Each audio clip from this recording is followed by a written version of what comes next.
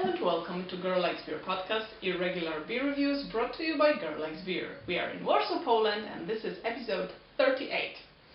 First episode after a lovely trip to Copenhagen that I had with some of my friends, one of them Boki, which you know, and Boki is with me today again. Hi. And today we're about to review two Asian beers, one called Asahi, a Japanese beer, and the other called Singha, a Thai beer. And I bought both beers in Warsaw. They are both lagers, and before we start I will say some things about the beer.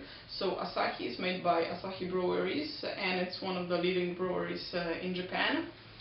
And Singha is made by Singha Corporation in Bangkok, Thailand. And what is interesting is that originally this beer was made, let me read here, at Boon Road Brewery. However, now it is supervised by the Singha Corporation, and it's brewed in Thailand. For a couple of years it was brewed for Europe. It was brewed in Germany, but since I believe 2007 they returned and brewed their beer back in Thailand. One more interesting thing is that if you see the name you would probably want to read it Singha, but it's actually wrong and you should pronounce it Singha. Okay, so let's go for it. Let's open both beers and pour. So, one Japanese and one Thai. The Asahi beer, by the way, is usually found in the sushi restaurants all around the world. So if you don't find it in your store, which I'm sure you will, you can look for it in a sushi restaurant. So, well, both beers are quite light in head. There's almost none that I can see.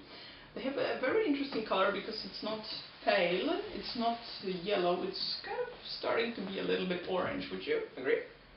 Yeah, I think they look alike. Goes into dark orange, dark yellow, light orange. Let's smell those. Okay, so Asahi is, I would say, quite hoppy. And Singha surprisingly also, but with a little bit citrus note. So let's taste.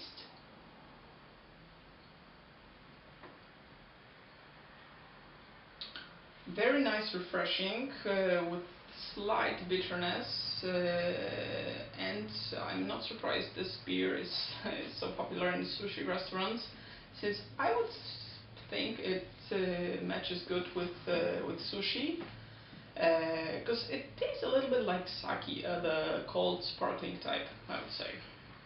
Let's say the thing.